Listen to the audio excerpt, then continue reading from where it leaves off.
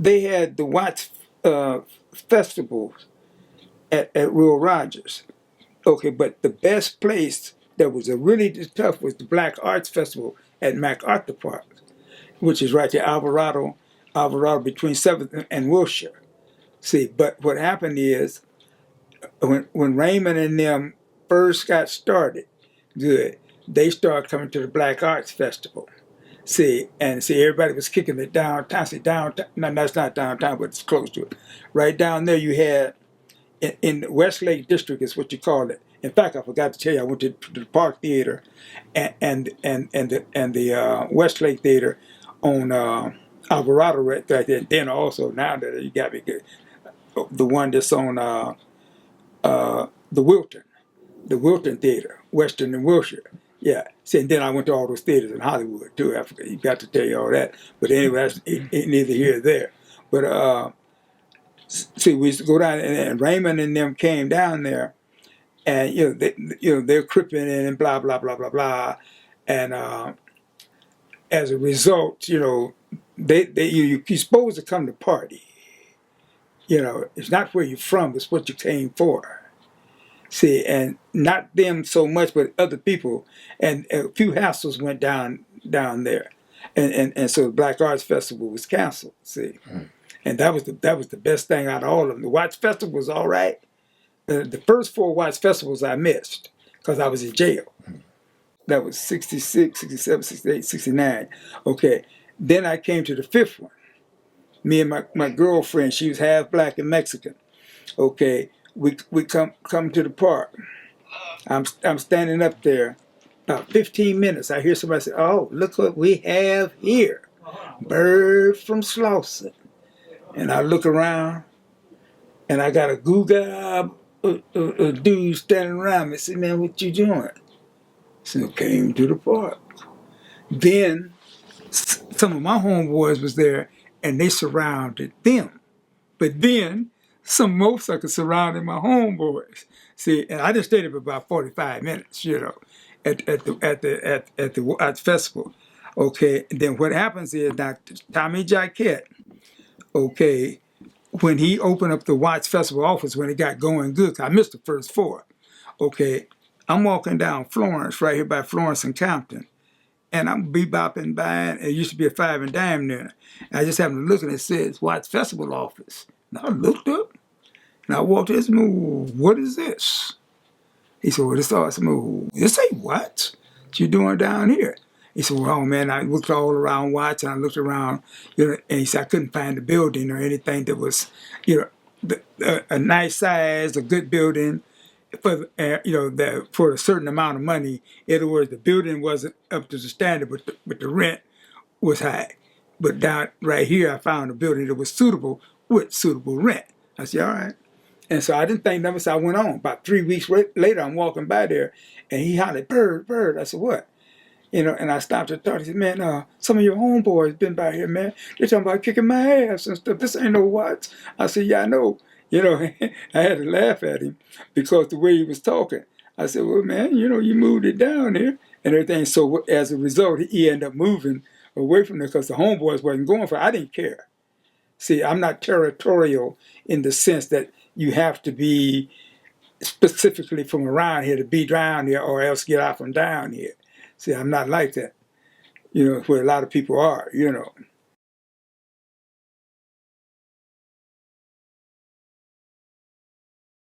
When did you first discover that you knew how to fight? Well, let me give it to you like this. I don't just answer questions directly like that because, from 1955, when I joined Baby Star, I came to the park to join in 54. I didn't tell you this part of the story. Me and a dude named Little John that lived up the street. Okay, we get to go to the park. And so the guys look at me, "What y'all want?" We said, "We come to join the babies." "Who all babies up here?" They said, "We the babies." And I looked, damn. Dudes had razor stubble. They had hair on their chest. They had muscles and stuff. I said, "Y'all the babies?" They said, "Yeah." I said, "Anything up under that?" They said, "No, this it." So I looked at Lil John. He looked at me. We said, "Shit," and we split. you know. So, but I come. That was at the end of '54, and I come back in '55. Okay, and you know, and I got in Baby Slausons. Okay, what happens is that when I get into babies. Okay, now from 1955 to 1957. Okay, I was just a guy, you know, a rumpkin or whatever you want to call it from Baby Slauson, because there was so many of them anyway, you know, and I was nobody special at all, you know. But when '57 came, which was so much happened in '57. Okay, I had fights at school, but it had nothing to do with you know, with being a Slauson. It, you know, just elementary and junior high school fights and like that fight. I had a fight. I had one fight with a dude named Shorty, which was real funny in '55. I had some bazooka bubble gum. Okay, and so I was chewing some of this dude tapped me on the shoulder. Said, "Yeah, man, let me have some of that bubble gum." That's why I don't have no more. Like that. So, you know, the bell rang, everybody went to class. We had Edison Junior High School, to let you know that. Uh, excuse me. And so, you know, the bell rang, we go to class. So when class is out, and you go, you know, getting ready to go to your next period, I'm walking down the hall, so I pop a fresh thing of bubble gum in my mouth. And, you know, you can smell bubble gum. Okay, and somebody taps me on the shoulder and say, "Hey, man, I thought you said you didn't have no more bubble gum." So you lied, you know, just like that. And I looked, "Oh man, forget you." And that's when we say forget you. And so I walk away. So he pushed me. I turned around and we braced up. Okay. And I said, "Well, what's happening?" He said, "Well, what you want to do?" And I said, "Well, you know, whatever." You know, I didn't say whatever, but you know, what, you know, whatever I said, I put it like that 'cause I can't remember actually what was said. So he pushed me. We started slinging them. Okay, now I'm 12 years old and he's 12 years old. Okay, at 12 I was probably about 5. I'm 5'9" now, so I probably was about 5'5" or 5'6". Okay, and he was just a little bit shorter than me, but he was chubby, and we're slanging him like a big dog. Okay, but this dude was a left-hander. Okay, I had a cousin named Marie. She was left-handed.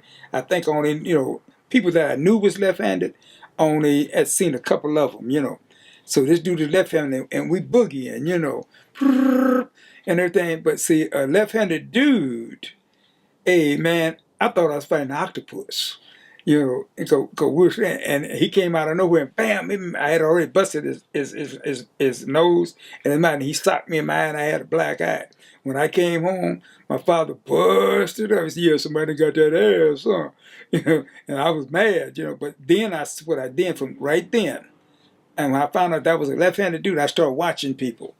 You know, what hand they write with, what hand they go in their pocket with, what hand they use to pick a booger with, and all of that kind of stuff. So I started watching people. See, because like I said, I was nobody. Okay, and so as that went on, this is '55, and then from '55 to '57, nothing really happened. But in '57, okay, people look at the berets and stuff and tams that Black Panthers wore. Black Panthers don't come out till 1966. See, okay, on between 65th and 66th and Central Avenue, there was a hat shop. I had bought me a tam. A tam is the same as a beret, except it has the little bib on it, but it still has the little thing on the top. It was a red tam. Okay, it cost $1.25, which was a lot of money in '57. Okay, so I got the tam. So one day I'm walking down the street and I see Frankie Boy from the Navy. He said, "Yeah, Thunderbird, what's happening?" You know, okay, I got to tell you how I got my nickname too, but I'll tell you that in a minute. He said, "Yep, Thunderbird, what's happening?" I said, "Ain't nothing." He said, "Man, she was a bad time. Where you got that at?" You know, I said, "I got it from the hat shop." I said, "Oh man, let me check it out, and let me wear it a couple of days." I said, "Yeah, all right." In them days, you know, dudes did all that because I let him wear my tam. So a week goes by, I don't see Frankie Boy. Okay, then a couple of weeks I don't see Frankie Boy. So one day I'm walking down Hooper and 70th Street, and I run into Zay and Bayou from Little Slausons. Okay, Little Slausons, see, or in front of Baby Slausons. I put it like, in fact, there's two cliques. I will ask you about that. Yeah, okay, from Little Slauson, and I said, "Hey, what's happening, Zay? What's happening?" Bayou said, "Hey, Thunderbird, what's happening?" I said, "Damn, Zay, that shows a bad time. You got it. Where you caught that at?" He said, "I got it from Frankie Boy." I said, "Oh yeah." I said, "Well, that's my tam." I said, tell Frankie boy when you see him that I want $1.25, an ass whooping, or my town. And I don't care which one I get. He said, yeah, all right. And so I split. I go on about my business. Okay, I don't come up to Slauson Park for a couple of weeks because I was, liking this girl and I was going over her house all the time. See, when you didn't come on the park or something, either, in those days, either you from the set or you ain't from the set, So I come on the park one day and little Slausons and big Slausons is on the park and the babies. Okay. And so when I come up, they say, oh, everybody get up, man, where you been? I said, what? Oh, you went around selling all them wolf tickets and everything, and blah, blah, blah, and you ain't came on the set. You ain't from the set no more. What? I said, yeah, I'm from the set. And they said, yeah, we hear you looking for Frankie boy. I said, yeah. I said, is he here? They said, yeah, he's in the gym. I said, all right. And so they go get Frankie boy, but everybody said, wait a minute, it's a little store across the street from the park. Okay, they went across the street and they actually bought, beer and peanuts and chips and stuff to see the fight. Okay, Frankie boy comes out the gym and he has a basketball up on his arm. Okay, by this time in '57, I'm 5'9". Okay, and but I'm 5'9", weighing 120 pounds. Okay, I was ephemeral weight. Okay, and Frankie boy was about 5'11".